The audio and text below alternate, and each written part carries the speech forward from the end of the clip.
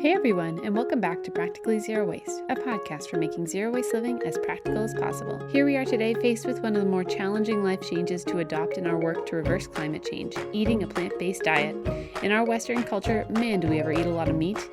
Sure, we've heard the message of big documentaries like Forks Over Knives, Cowspiracy, and What the Health, but as an omnivore, I agree that meat is tasty. It helps me feel full, and it's so much a part of our regular diet that it's hard to imagine life without it. Teresa Godden is back to help us take those first little steps towards plant-based eating and demoting meat from everyday staple to the specialty item it should be. From factory farm conditions to using a pressure cooker to Teresa's weird love of kale, we've got a lot of ground to cover, so let's go. Back. You're back. I'm so excited that you're back on the podcast because last time you were very well received. Oh, why, thank you. Yes. I tried. So today we're going to talk about plant-based eating and being vegetarian. Yeah. Which is something that you're very familiar with. How long have you been vegetarian? So I think about 18 years. With like a 2-year hiatus about a decade ago. Nice. Yep. Yeah. Just for fun. Just to take a break. More than a decade ago. University days when I didn't know how to cook very well. That's fair. You've been vegetarian for 18 years. What is your main reason for being vegetarian? People have lots of different whys that they stick to when it's hard to, continue on with a new lifestyle. So what's your main reason? So I went vegetarian in high school. I think I did a research project and I found out about factory farms. Just some really disturbing facts that I couldn't justify eating meat anymore. Not to jump on and get right into the really shocking stuff.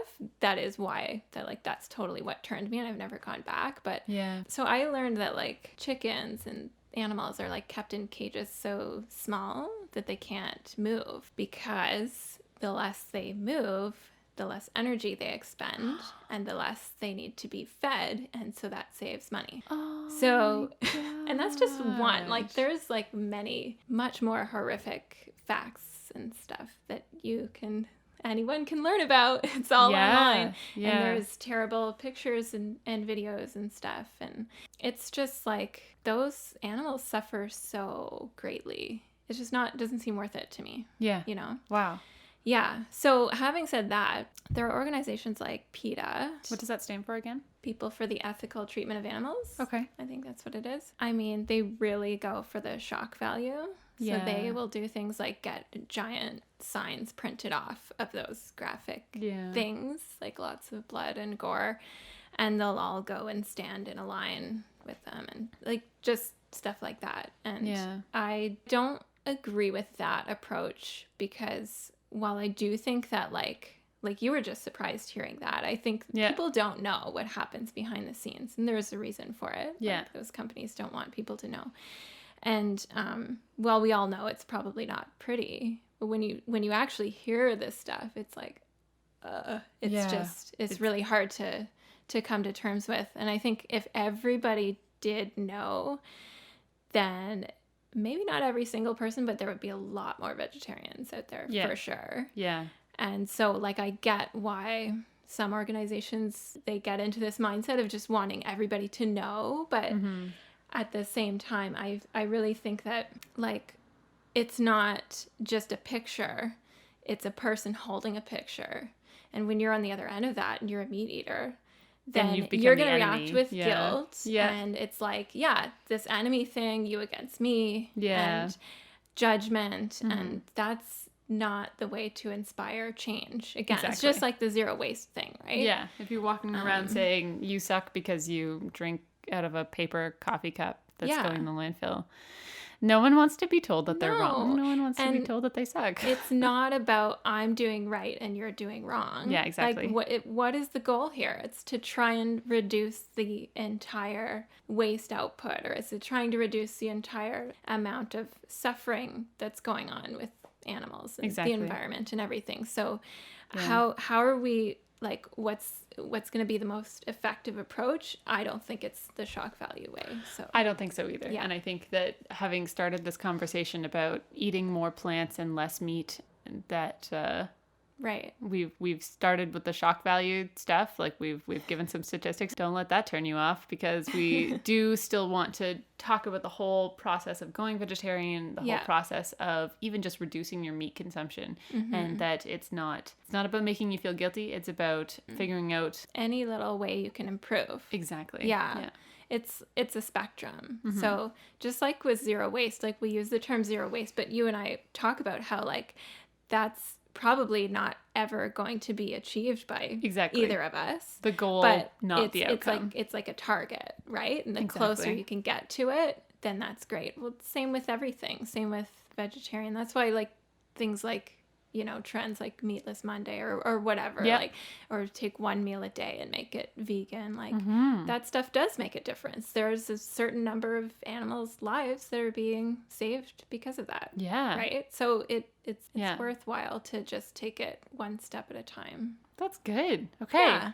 Your main reason for when you started being vegetarian was mostly about the treatment of animals, but it's probably grown from there to include environmental aspects. For me, it's a packaging aspect too. Right. Like that's where I kind of entered this conversation was I can't buy meat without some level of packaging for the most part. Conveniently, like I could go to a butcher, or I could like go out of my way to raise chickens. I don't know, like it's like kind of a bigger thing to get meat in my home without packaging, so I have just stopped buying as much. And so that was how I entered this conversation. Right. So so I like that once you kind of start learning a little bit, then you realize all these different reasons to keep following. That happened to me too. Yeah. And I think health-wise, like a lot of information has come out that plant-based protein and just plant-based eating is super healthy, and a lot of like, well, our top killers like cancer and heart disease are both connected with red meat. So it's super healthy. It kind of helps with everything. Yeah, there's so many different reasons to do it, but all of them kind of complement each other. Yeah. They're all good things. That kind of add on top of each other. So we've just kind of talked about this, but what are the top 3 side effects of being vegetarian? Like really positive things that we're looking at. So actually I was thinking about this, and so one of the things is like, you know, whenever like some years there's like a swine flu or like big breakout of like, this meat's contaminated, don't eat whatever. And every time that happens, I'm like, I don't have to worry. I've never ate anything like that. You know, and everybody else is running around panicking. So, I mean, that's kind of cool. You don't have much to worry about. Exactly. Yeah, that's true. Yeah. One that I really love is saving money. And I think that's the reason that my husband is also on board with eating less meat, is the saving money aspect. We've talked about this in one of our other podcasts. I think, I don't know, episode 3 or episode 10. Go look them up and find out. But yeah, saving money is a huge aspect, because if you look at your grocery bill, your meat is going to be a huge chunk of what you're spending money on. And the other huge chunk is going to be like dairy and prepackaged things. Right. Like the cheapest thing on your grocery bill is going to be vegetables. Yeah. For the most part. Food. And bulk food. So that sort of thing has really helped us stay on track when we're maybe, I don't know, craving chili with ground beef in it or something like that. Yeah. Then we realized, but we didn't buy that this week because we're saving money, and maybe someday we'll own a house or like or be able to go on a trip or whatever. Like and then maybe you perhaps like appreciate it more when you have it fewer times, right? It becomes more of a treat or a luxury. I would love for meat to become something like that for people, where like sure, the world could go vegetarian in theory, but I think that humans are omnivores personally, and that it's not a human right, but like a human need in some ways to have some meat in your life, not just for the protein, but for the other vitamins that come with it. That being said, it does not have to be a staple. It does not have to be half of your plate or a third of your plate even. It could be an eighth of your plate, could be some sort of meat protein that is incorporated into every meal. So I would like to talk about plant-based eating, but like how do you do it? How do you become a vegetarian? How do you prepare your own food? Because when you became vegetarian, it was high school. So how was that in high school? Anybody who's really young and living at home with their parents, somebody else is cooking for them. How do you go vegetarian when you're not the one cooking for yourself? Yeah, it's funny. I don't really remember. Like, my mom was cooking, and I think it was like, usually like, my parents are healthy, so it would be like vegetables, potatoes, and some meat. Yeah.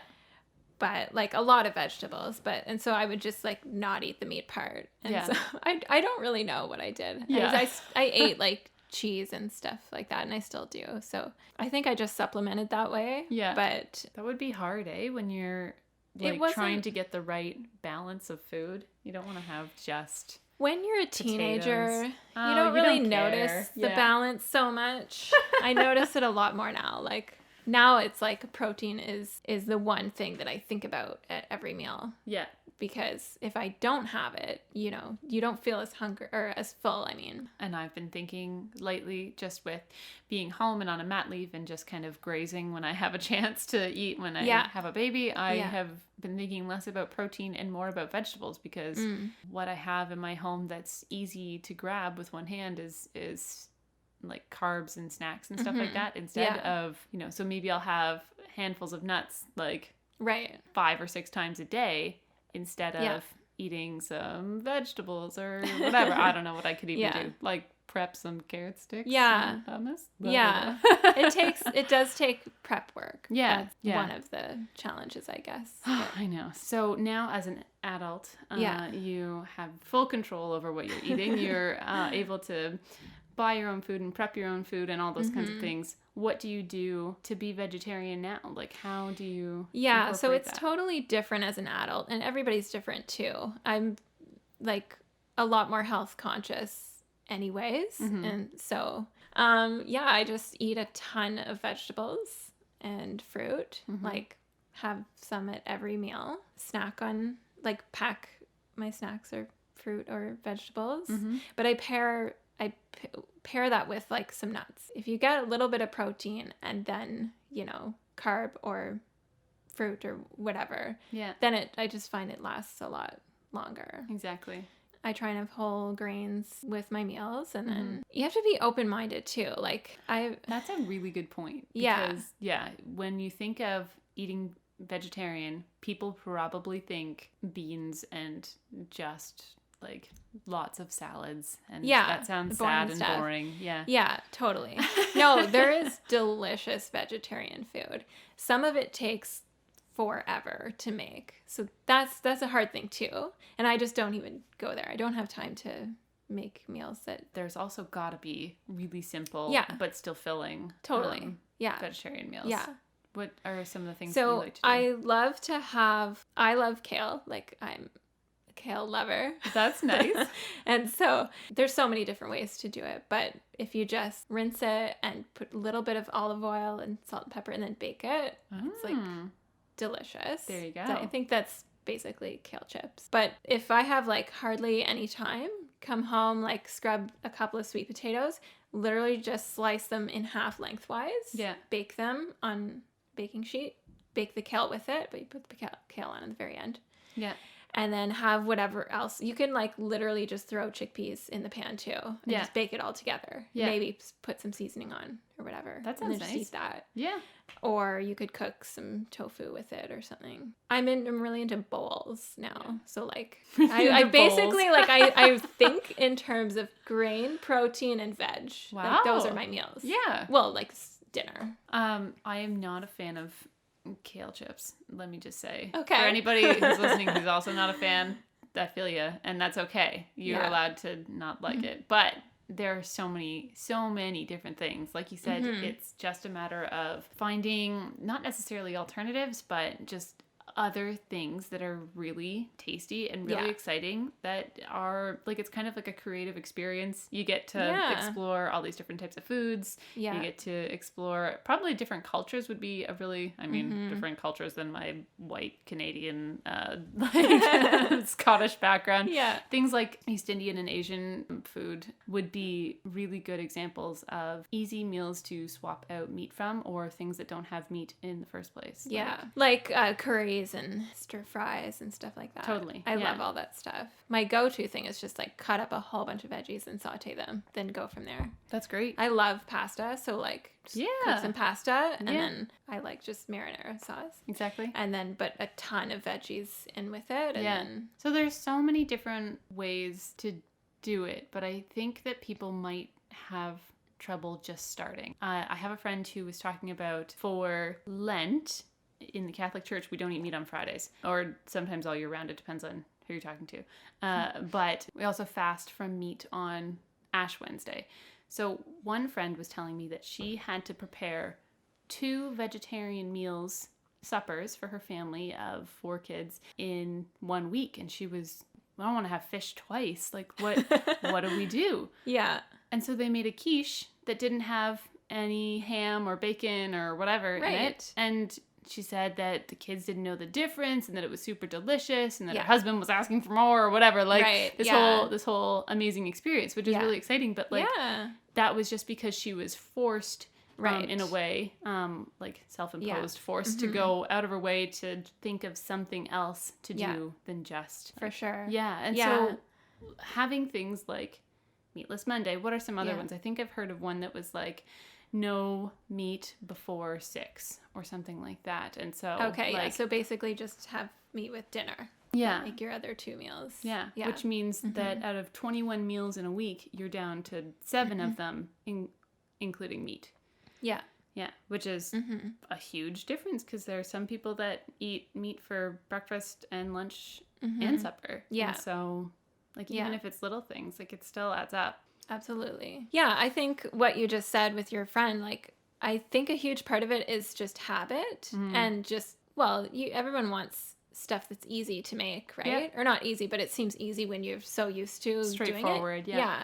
And then it's hard to think about other possibilities or know what other meals are out there. And behavior change is so key to everything that we're talking about on this podcast and in all of the ways that we're trying to go more eco-friendly, more package-free, more sustainable. All those different things add up. Becoming mindful, like that first episode of the podcast is called mindfulness and behavior change. So both of those things are just the starting points for people. Yeah. And that's why being open-minded is so important, right? Yeah, because you're faced with somebody saying to yourself, I can't eat meat before 6 p.m. today. So I'm looking at this menu at the restaurant that I'm at for lunch and I have to think, what can I have here that doesn't have meat in it? And sometimes that's a nice challenge for yourself. Like next time you go out to a restaurant, pick a vegetarian meal. That could be the first step to trying to reduce your meat intake. For sure. I was going to say that too, or pick a vegetarian restaurant or a vegan restaurant. Yeah, exactly. Because that's a great way to get introduced to, like just very different things that you would never think of yourself. Yeah. But then you're like, oh, this is delicious, or someone else's meal is delicious, or that looks amazing.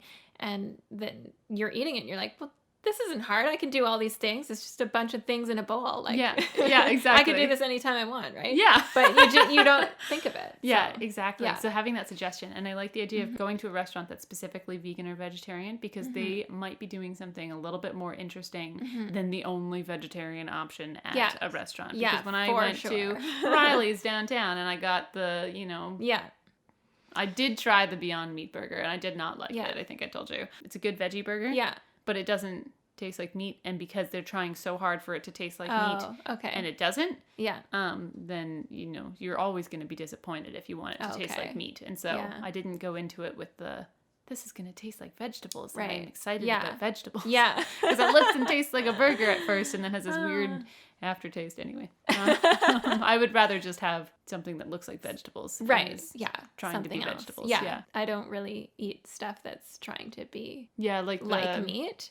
Like fake meat alternative stuff like that. The Beyond Meat burger, that's the one from A&W, right? It's a company outside of A&W. Okay. Like it's a company that just produces this type of vegetarian meat alternative. But A&W is now carrying it. Lots of fast food places are now carrying it. And Riley's downtown is one of them that has taken that on as well. Like I don't want to create food waste here, people. Just be careful.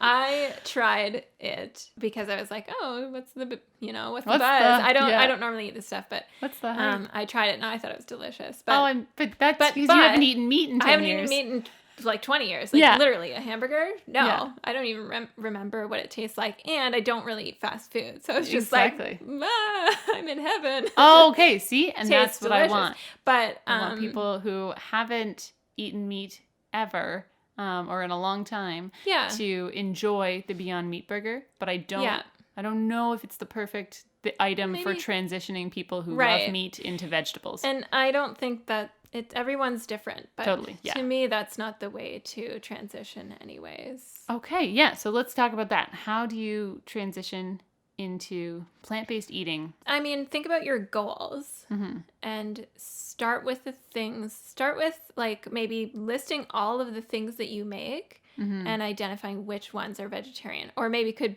easily be vegetarian and you would still like them. And so like it has to be stuff that you like. It's a goal, right? Yeah. I guess for some people it's like, I'm gonna start working out, so here's my goal or whatever. Yeah, so exactly. You have to kind of plan for it and approach it. For me, I never really was attached to meat. I didn't enjoy the taste of it particularly. I kind of just ate it because it was there and it was part of our meal. So when I found out all those facts, I was like, what? This is easy. That's not worth you later, it. It doesn't even taste good. Yeah. But everyone else thinks it tastes good. So I understand good. You're wrong. that it tastes delicious.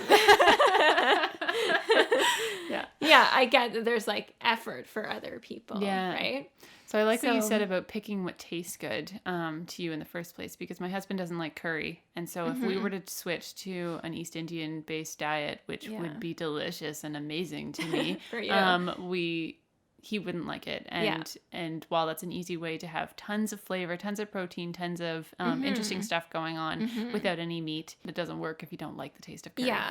So picking things that you already like pizza and pasta for me. And, there you go. Yeah. Or quiche, like this other friend of mine who was just like, well, what if we just didn't include the meat? And finding that it still tastes pretty good. Yeah. Yeah, totally. So don't start with a burger and learn how to make a veggie burger out of chickpeas and barley. Like don't start there. Yeah. Start with something that you already enjoy and just take out that one ingredient. Yeah. And then that's how I got into sauteing a huge pan full of veggies, and then that goes in my pasta sauce. And then the other thing I do is saute walnuts and diced onions in some oil and salt and pepper. It is delicious. Like you have to saute it on low for quite a while, but they'll start to soften a little bit.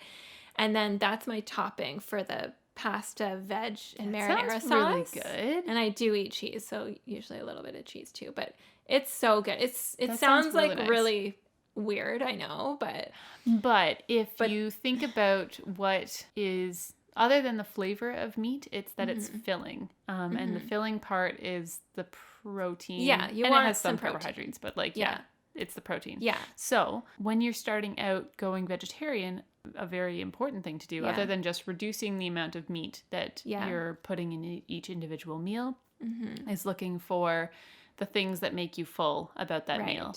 And so part of that is protein. So there's lists everywhere online, and I'll include some in the show notes for this because I found the vegan cookbook for the People's Potato, which was this student soup kitchen at my university, Concordia University.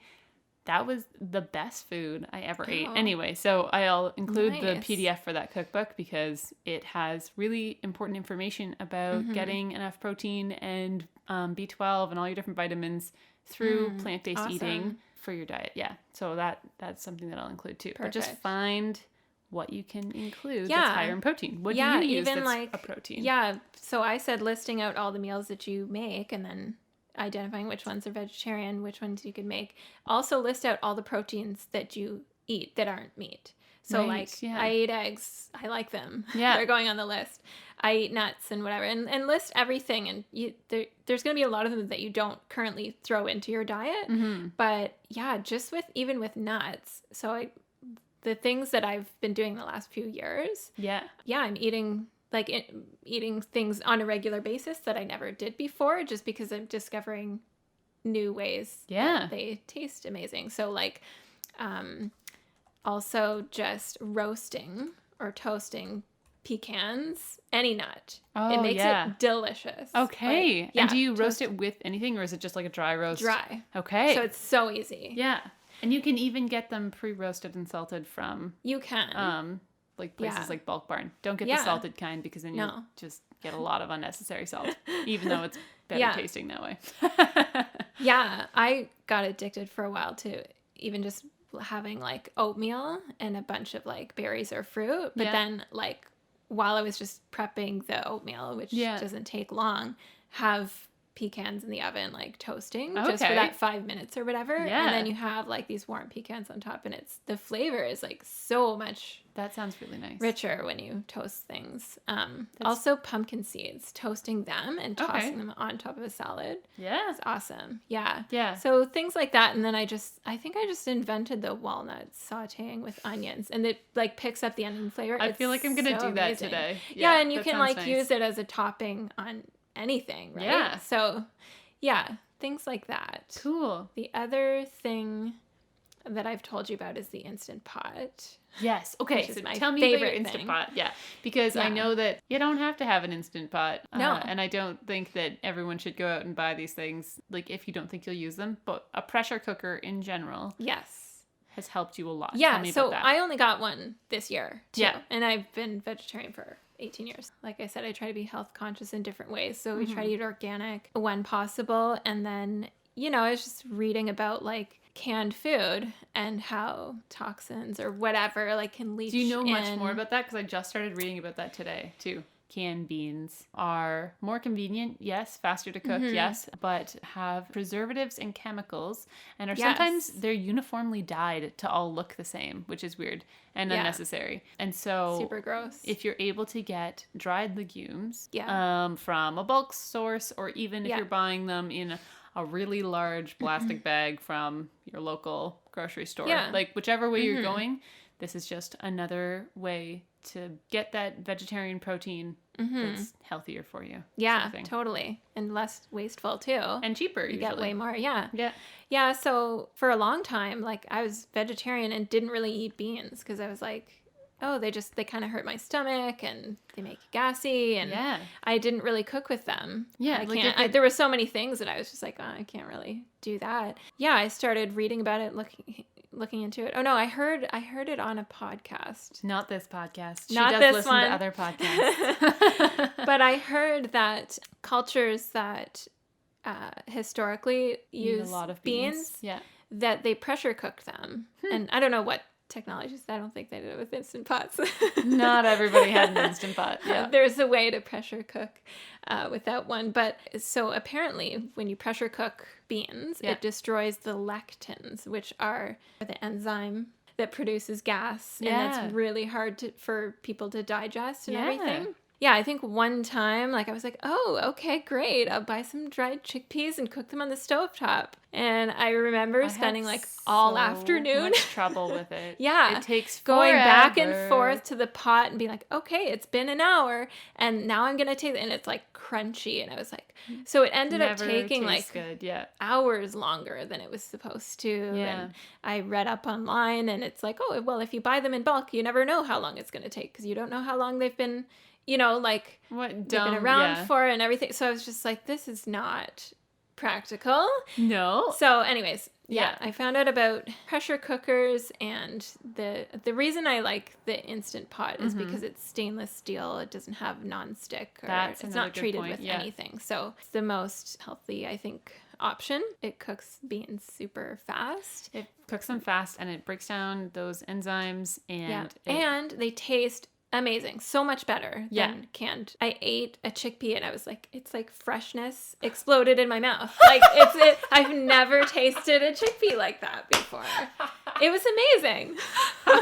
So hence I'm obsessed with chickpeas now. Yeah. And also your pressure cooker. So my in-laws have a rice cooker that they just used for rice all this time. Right. And now they also use it for beans and legumes. Nice. Pretty sure.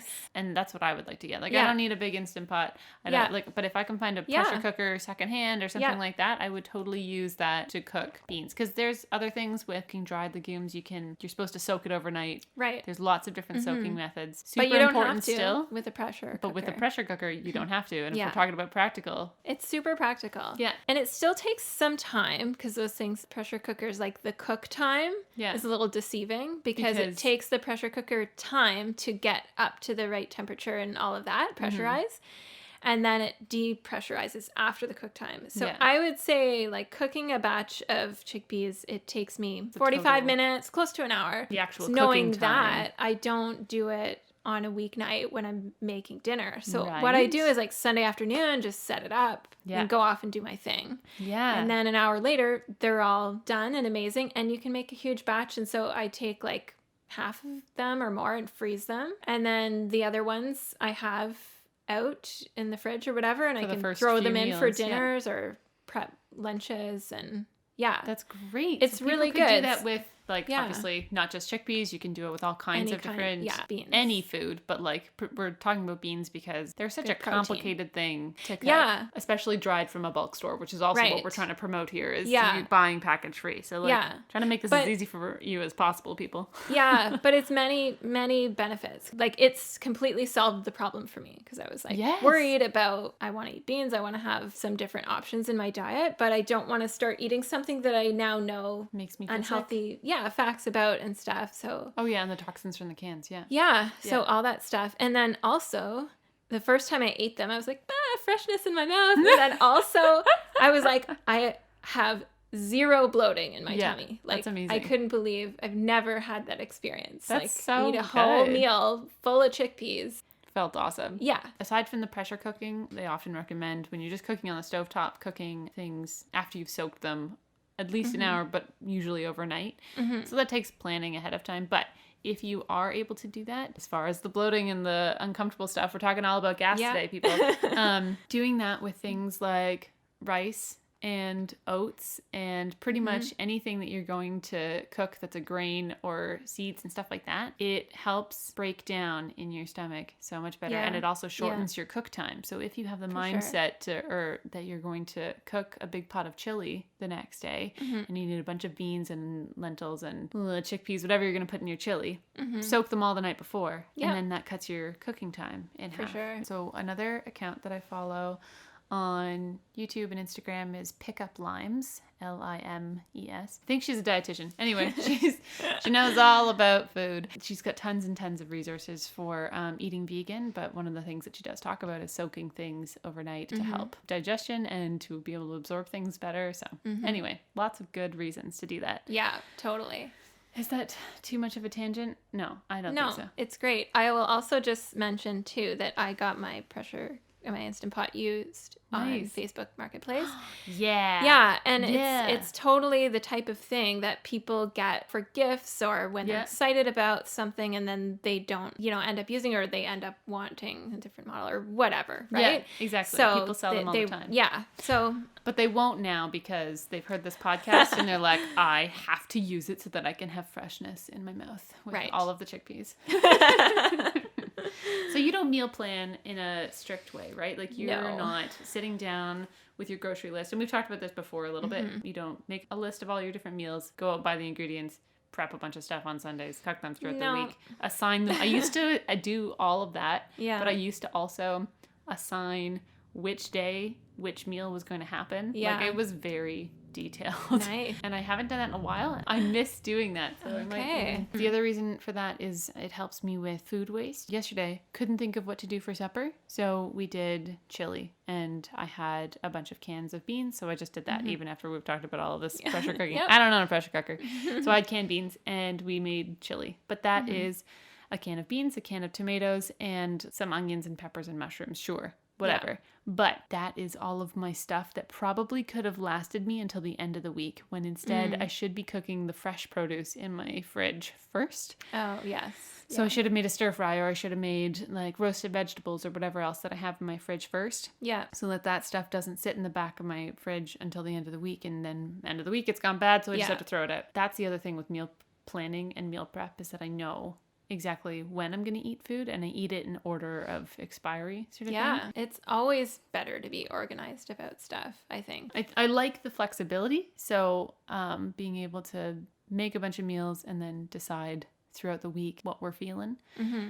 But if it's involving something like soaking a cup of chickpeas overnight, or, remembering to feed my sourdough bread or whatever so that it's ready to be baked the next day, like, that's why meal prep and meal planning helps me a lot. And it would help in this transition to eating a vegetarian diet, because you would have a plan. So you're not just like, oh, we don't have any ground beef, well, we can't make pasta tonight, we can't make a stir fry tonight because we don't have the meat component. If you had a plan at the start of the week that this week I'm going to try making a pizza that doesn't have pepperoni on it. Yeah. Then there you go. Try something new. Yeah, that's a good point too. That just made me think, like, maybe another way to approach it would be like maybe once a week or every other week, we're going to try a new vegetarian meal that's new to us. Just a way to slowly introduce. Because I think all change is hard and it takes time. And if you say, like, I'm going to try something new every day, or I'm going to commit to this, like, so many people just burn out. No, thanks. And then because it's not sustainable. With all of these different lifestyle things that we're talking about, we're talking about minimalism, we're talking about going vegetarian, we're talking about buying nothing in packaging, all of that stuff. It's so overwhelming. It totally when is. You're so far from it. And how do you have a normal life at the same time? Yeah. And so it's hard to start all of these things. So instead of starting them all at once, like Tracy said, take them on one at a time. Yeah. And look at the stuff that you're already doing and you maybe don't think of. That's already eco-friendly or aligned with this new lifestyle. Something else that I would love to encourage people to do is, like, learn about flavors. So something that's so powerful about East Indian or Asian cooking is the amount of flavor in there. It's not relying on the meat in most cases to be the dominant flavor. Yeah. And so if you had something like, if you were able to learn how to use different spices or herbs or even things like mixing lemon and sage. Yeah. That's something that I've never tried before, but that would give you this citrusy kind of minty combination that would be really different. And it makes your meal more interesting than just boring potatoes, boring rice, boring beans. Like, that's not what we're about. We want to have people, like, interested with what they're eating. Yeah, totally. And that's a good point too, because I think what's happened in the last few years with me is once I try those things and discover those, like, it's so simple. Like, lemon is delicious. Yeah. Fresh herbs have so much flavor and taste fresh. And once I kind of got into that, then now I make a lot of stuff from scratch, but not complicated stuff. Like, I'm talking about salad dressing. Like, I haven't bought salad dressing in years. That's fun, yeah. Once you realize, just balsamic vinegar, olive oil, and maple syrup, equal parts, delicious salad dressing. I will definitely be trying that. Yeah, and once you get into, like, just the natural flavors, it's so good, and you can just make the amount you need. Yeah. It's not sitting there in your fridge, and what you said too about dry roasting sesame seeds or sauteing the walnuts with the onions, like things like this, take the regular flavor. Like, if you ever eat a plain raw almond or a plain raw walnut, not roasted, not salted, whatever. Yeah. Yeah, maybe you don't think that nuts are that delightful or interesting, but when you do stuff with them that is changing or accentuating the flavors, then it gets more exciting and it tastes it's good. Just all what you're used to, like What about if I hate cooking from scratch? Like, there's so many good resources, like vegan eating and meal prep. You just Google that or so YouTube that or something. Yeah. There's this one, Adam and Steph, or Steph and Adam on YouTube. You can find them. They are super good for vegan food and for meal prep food. And while he doesn't do tons and tons of flavor, he just batch cooks a lot of very simple basics, like potatoes and rice and quinoa, and stir fries vegetables, and teaches you how to do different things with tofu. And then there you go. And because it's like a cooking video, you can pause it and you can do it at the same time. Like, that's a really good resource. Somebody, it was Michelle Jalen, one of our people that we've interviewed for the episode Learning to Cook. That was one of her recommendations, was that you just watch YouTube videos. Yeah. Because you can pause things and they have the ingredients and the measurements, and it's really easy. Yeah. Totally. Yeah, there's so much online now. And it makes you feel fancy to be like following a fancy looking video in your own kitchen and like squeezing your fresh lemon and you're chopping your fresh herbs. Like, those things aren't expensive to buy, and you could even grow your own herbs if you wanted to. Yeah. Once you try some new things too and get comfortable with them, then you feel more confident like playing around with them. Mm-hmm. Something about kale that I just remembered that what's her face from Pickup Lines, Sadia from Pickup Lines, has also mentioned, is that if you massage the kale, it sounds like a funny thing to do, but like kale is really tough and kind of bitter sometimes, and I don't know why people like it. Rugged. It's very rugged. For all those austere, severe, and manly people, they like their kale. Anyway, you just like me. Yeah, like Teresa. So manly. I have chest hair because of my kale obsession. Continue. I think austere, severe, and manly comes from the Franciscan friars in San Francisco. That's like one of their like tenets of their practice. Is like your beard must be anyway. Whatever. My point is, if you run the kale under some water and really like crush it up with your hands, and also don't eat the stems, because you don't eat the stems from kale, then it tastes a little softer and it's nice. So it's true. Actually, I will say, I think that my love/obsession of kale came from its ruggedness, because you can buy kale and have it in your fridge for like a week. And it doesn't go bad. It takes lettuce forever. And spinach and I think that's why I got into buying it so much. And then I was just like, what can I make with this? You can cook with it, and you can eat it raw, which is another important thing, because with lettuce, if you're buying lettuce for salads and you don't feel like eating a salad for an entire week, then your lettuce has gone bad. Or those mixed greens that come in a big plastic box, don't get those. Those get soft and gross after and like slimy. 2 days. Oh, too fast. And I think that's why, like, I'm vegetarian. I buy tons of produce every week. Yeah. And so if you don't remember to eat the mixed greens like right away, they're done for. Then so you're screwed. Kale, cabbage, things like that. Yeah, they're tougher. They're great. Yeah. But you do have to, like, I think I just had some good introductions to it. Also, there's an awesome vegan restaurant in town, Food Forest. Oh, so good. They do amazing kale powerhouse salad. I'm obsessed with it. But I think you have to know, like, their dressing it's got to have, like, it has some sort of apple cider vinegar or balsamic. Something strong that's going to kind of, like you said, like, they probably marinate it for a few minutes. Yeah. So it kind of softens the kale a little bit. Yeah. And then they add, like, these cinnamon pecans, and they have cranberries in there too, and, like, just some apple slices and a bit of onion slices in it. Yeah, it tastes amazing. Good. So, I mean, if you do like a Caesar salad, I will swap in kale for the lettuce, because it's so rugged, and you have like a lot of dressing, right? Yeah. On Caesar salad. So I find, like, maybe it's just that I'm used to eating it the right way and with strong flavors, and then you don't notice that, like, bitter flavor. Explore vegetarianism and make sure that you're not coming at it as like all of a sudden I'm not allowed to eat meat and I'm only like, one of the ways to look at it is you're not having something. It's talking about adding instead of subtracting. Yeah. So you're adding more plant-based meals, you're adding more vegetable proteins, and you're adding something exciting and new, like a new recipe each week or every 2 weeks, instead of being like, you can't eat burgers and now it's summertime and now you can't have barbecues and blah. Like, it's not a sentence. That's how I feel and sometimes.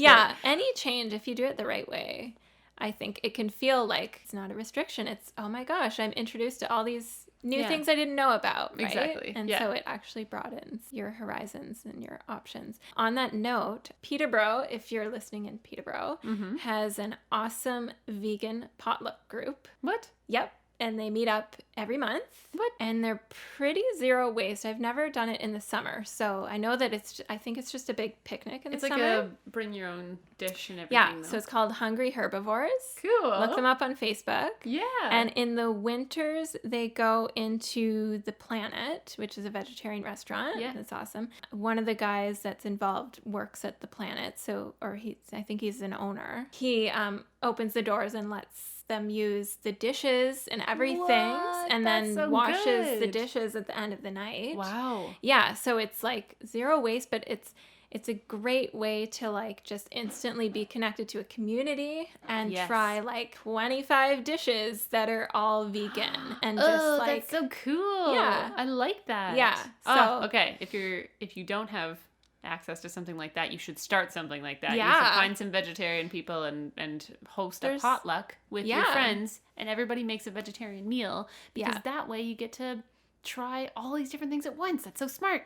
Totally. Yeah. Yeah. And some of them are going to suck, and you don't have to eat those again. Exactly. And it's not like you're stuck with the leftovers all week. It's a great thing about a potluck. Try a little bit of everything and then go back for the things that you like. Yeah. And you list the ingredients, so everybody includes a recipe for their thing. Yeah. That could be really good. Totally. Yeah, because when you're looking through recipe books or cookbooks, like you see the picture, but yours isn't going to look like that. Yeah. And you see the ingredients and you're like, well, I don't own half of those things, so I'd have to go out and buy them all. But like, if you just want to try something, that sounds like a very clever idea. You mentioned like something about people not always having had meat at every meal.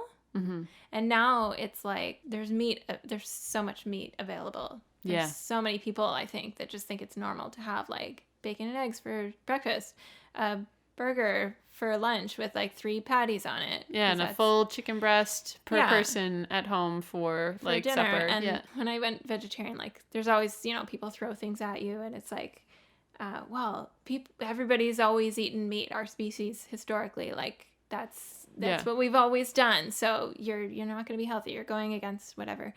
And it's like, no, if you go back like 50 years, like meat was valuable and it was a luxury. Yeah. And farmers who had cows and stuff, they would pretty much eat vegetarian all week and then have meat on Sunday. Yeah. Like, or if you even remember, like, if you've heard any like biblical references, like they slaughtered the fatted calf. Like they had been working on that cow for a long time. And this is a big celebration. Let's have a pig. It's not exactly like consuming this amount of meat is totally a new thing. Yeah, and it's not healthy, and the quality of the meat, I mean, exactly based on like the conditions that the animals were in and what they're being fed and everything. Exactly what they're being fed is a huge thing right now too. I was reading in Drawdown, they were talking about what we're feeding animals is not what animals would have normally been eating. And you were saying this, that because they are eating things that their bodies don't normally process well, they're getting all this extra methane gas being put out into the they're being fed what's atmosphere. Cheapest to feed them. Yeah. Not what they are used to eating and like should be eating. That's why grass-fed cow is like a special luxury thing now. It's like, what are we doing? Like, I don't think meat even tastes probably the way that it used to or is supposed to. That's a good point too. Yeah. And how, are we really getting that much vitamins and nutrition from them? And then there's, don't even get me started on like the conditions they're in and then the diseases that spread. So then they're pumped full of hormones and medicine, antibiotics. And Isn't it crazy that like some restaurants advertise like hormone free, antibiotic free? Shouldn't they already be antibiotic and hormone free? Shouldn't everything be? But it's not. It's not. That's a reason to go vegetarian. And then the other thing that whole thing makes me think of as a vegetarian is like, like so many people eat meat 3 times a day. Yeah. And look at like the food industry, the restaurant industry, like there's just an abundance of that stuff available now. Yeah, so it's not like there's only one meal on your restaurant menu that's beef and one that's chicken and everything else that's plant-based. Everywhere, and there's super cheap options, tons of them. And like we know there's tons of chicken burger from Tim Hortons. It doesn't even look good. And we know there's tons of waste in that industry, right? Yeah. So in my mind, like I was like, oh my gosh, like so the animals that are being created, because they're being created, they're not just like out there in the field and then they're slaughtered and then we have, this restaurant. Yeah. No, like that's a specialty item now. So it's like they're literally creating all these lives that wouldn't be there. Yeah. And they're not giving them a normal life. They're like stuck in a factory. They never see the sun, a lot of them. How many of those lives are then, like, they're literally being wasted? Yeah. Like there's all this extra food and then that's going to the garbage and whatever. So it's just such a mind F. If anything, it's really important to take from this that obviously trying to dissuade people from eating meat can sometimes be really aggressive because of the imagery, because of the harsh reality that it is. And so taking that into account, just make sure that in your own life, just be aware of that. So suddenly you're aware, and that means that you should not waste meat. You should get every single bite possible out of the food that you are bringing into your home and cooking or eating out at a restaurant. Like, you can't eat half your burger out at a restaurant. Don't you dare throw that away. Like, bring a container or and have it for your lunch honestly, tomorrow. Just like be aware, order less or whatever. Like, the idea of throwing meat away, the idea of throwing anything away, like food-wise especially, that it takes so much resource to produce those things that if you're just going to throw half of your food away, that is so much unnecessary waste and such a burden on the planet and everything that it took to get to your plate. And now it's just going in the garbage, not even in the compost. Like, it's stop wasting food. Then start introducing more vegetarian meals. Then start trying new things that you haven't before, cooking with flavor, cooking with different things, and then like just be open to it. Yeah. I don't like to be, again, like shock value and everything, but, I do think people should know. Oh, totally. I'm not going on a megaphone and telling everybody, but it shouldn't be hidden. People should know, and if you're not comfortable with that, well, then maybe you shouldn't. Then you'll start to do something. I have talked about how I need to kill a chicken personally. So that I understand the gravity of what I'm doing and eating, and then I value it more and appreciate it more because of how much I had to go through to muster up the courage to actually kill a chicken. I've heard lots of people say that. Yeah. And again, I still think I'm more okay with that than these factory farms that exist. Like, that's actually not that bad in comparison. Vegetables are delicious, people. And satisfying and like freshness in your mouth. Yep. And longevity, like you'll thank yourself later. 50 years from now when you're still alive. Yeah, because you ate vegetables. Yeah. Thanks, Teresa. Thanks for having me. Thanks again for listening, everyone. We covered a lot of topics today, so I'll put as many useful links into the show notes as I can. Teresa had a lot of good recipe ideas, so we'll actually release a mini episode later in the week with some bonus content and a few of her recipes written out for you as well, which you'll be able to grab off our social media platforms.